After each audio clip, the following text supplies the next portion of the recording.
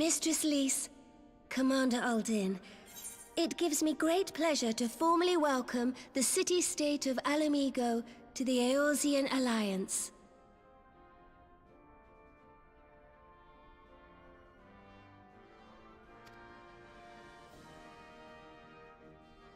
The pleasure is ours, Your Grace. I know I speak for all Alamegans when I say that we are glad of this chance to stand with our comrades of the Alliance. And we, for our part, are glad indeed to be able to welcome friends both old and new.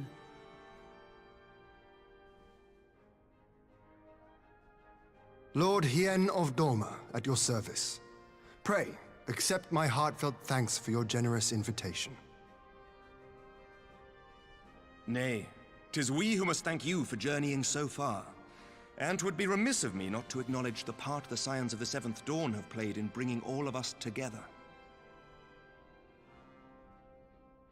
In times of great unrest, you and yours have been our constant companions, without whom we would not be here. With apologies to Lord Hien and Mistress Alisaie, it occurs to me that we have not gathered in this way since that fateful day in Uldar. The day I lost my arm and my freedom. As I lay in my cell, never did I dream that I would one day be given the chance to represent my homeland at this council. I would not even be alive had you not plucked me from the jaws of death. You, Yugiri, and Alphino. Would that the lad could be with us.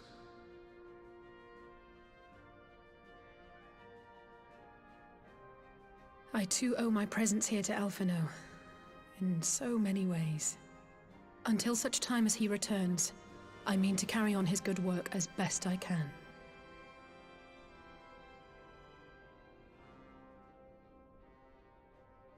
Come, friends, let us leave the past in the past and turn our eyes to the future.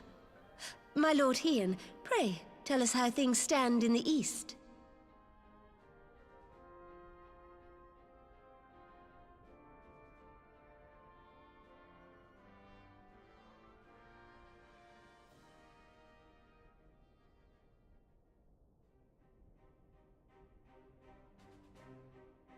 Having heard the rumors of dissent in Garlemald, I dared to dream of a peaceable solution. The Empire will not so easily change its ways. If the Garleans have a mind to take back Doma and Alamigo, we'll be hard-pressed to stop them, even with the might of 6 nations. But while we lack the strength to fight the tide, a course may yet present itself, if we read the winds aright. The winds suggest but one course to me. One which leads from the sea unto the river and thence to the source of all our woes. The Ascians. Indeed. All here have felt their blighted touch. It was the bringers of chaos who nurtured the Archbishop's tyrannical ambitions. They who bestowed upon him the secrets of summoning, as they have so many others before and since. And while they remain, we shall know no peace. Our objective is clear. The question is how to achieve it. That our enemy parades about in Xenos' skin poses problems in itself, but ere we get to them, how are we to infiltrate the Empire and get close enough to strike?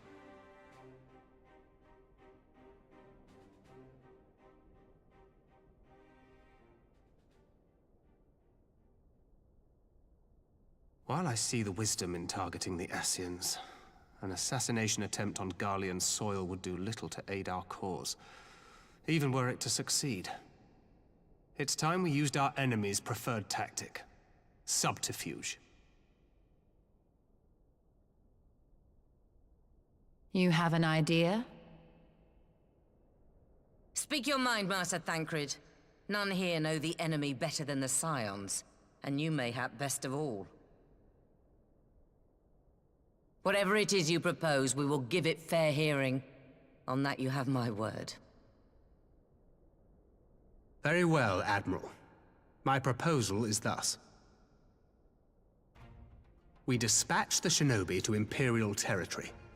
There, they sow the rumor that the Crown Prince perished in the battle for Alamigo, and that the man parading around is in fact a corpse inhabited by a servant of darkness.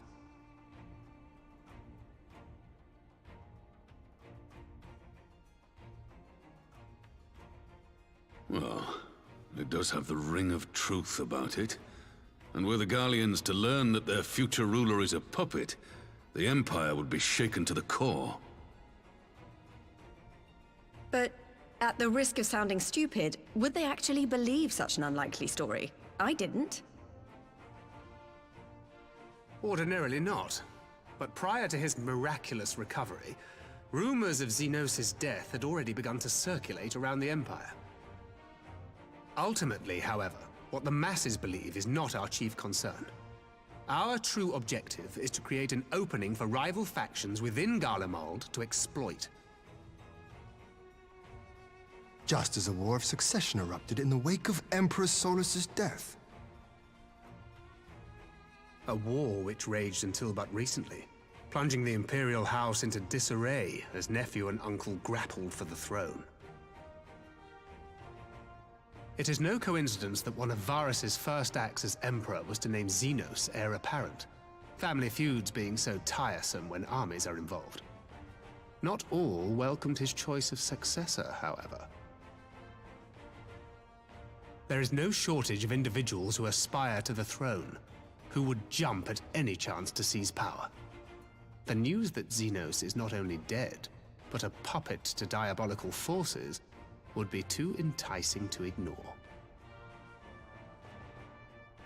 The Empire would not be quick to recover from a second war of succession.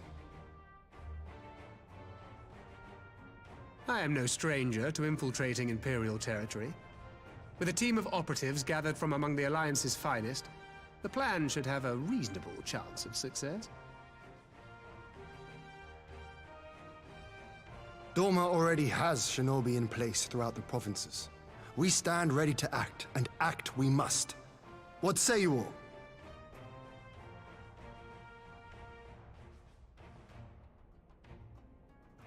I'm for Master Thancred's proposal. We shine a light upon the Ascian and test the Empire's unity. 'Twas his plot that scuttled Doma's negotiations, was it not? Why then, if we can eliminate him, there may yet be a chance for peace. Let us wage this war of subterfuge, that we may one day lay down our arms.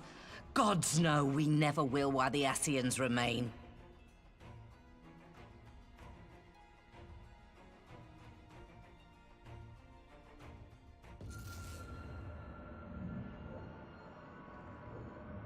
That way, sorrow.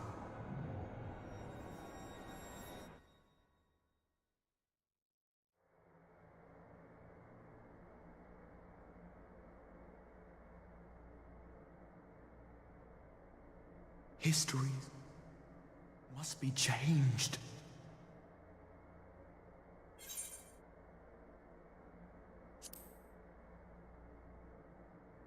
Ahead looms a calamity.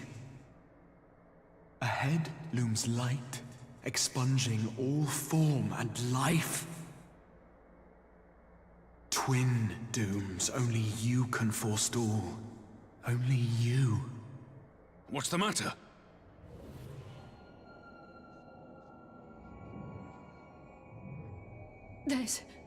There's a voice. Spies in our midst? Nay, I sense no such presence.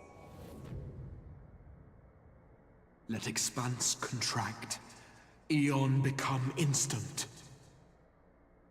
Throw wide the gates that we may pass.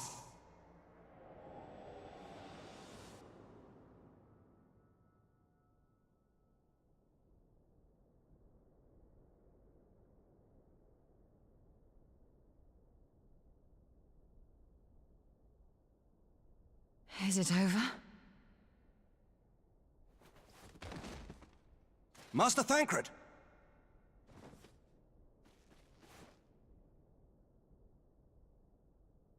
12 for Fend. Bear him to a private chamber. Have every healer make ready.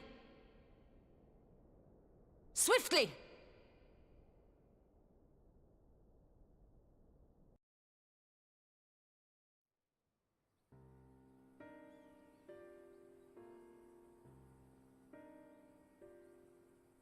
Master Thancred remains in slumber. Though his vital signs appear stable, he's unresponsive. What could have done this? And why just him and not the others?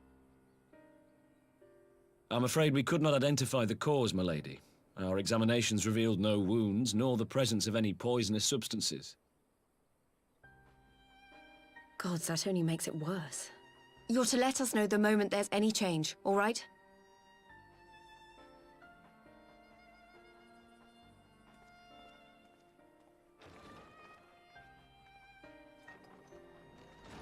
Thank you for coming. Knowing Thancred, he would apologize for being otherwise engaged at so crucial a juncture. In gifting us a course of action, Thancred sowed the seed of all that is to follow. We have but to nurture it as best we can. To him, I would say, rest easy, that he may wake to enjoy the fruits of our labors. Now, the matter of the mysterious voice must not be forgotten. Will you tell me exactly what happened? Alizé and I heard a voice in the moments before Thancred collapsed.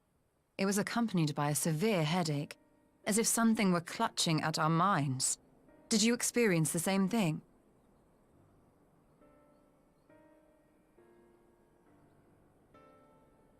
So, in between the voice and the pain, you felt as if you were somewhere else entirely.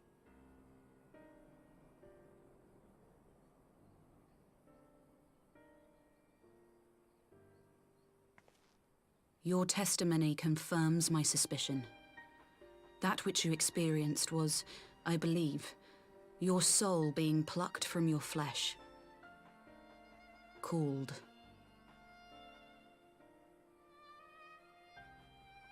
Called?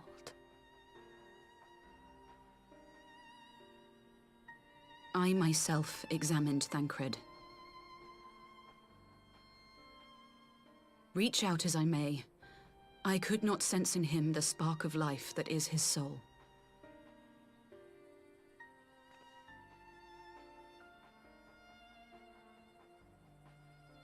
That Thancred alone was stricken so is likely due to his heightened sensitivity to the effects of ether, a consequence of his prior possession by the Ascian La Hebrea.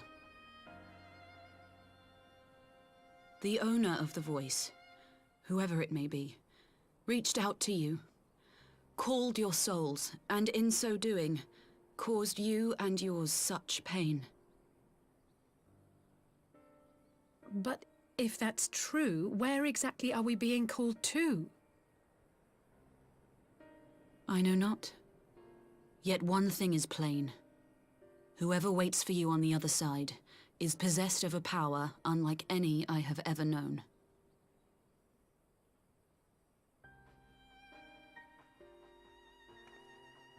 Forgive us, Lys, but may we leave Thancred in your care for a time? As if you had to ask. I may not be a scion anymore, but I'm no less a friend. Don't worry. I'll see to it that Thancred's well looked after. Just focus on solving this mystery, all right? Thank you, Lys. As the Elder Seedseer says, 'tis no ordinary individual we are dealing with. Nor can we discount the possibility of Ascian involvement. Whoever or whatever is behind this, the sooner we find out, the better.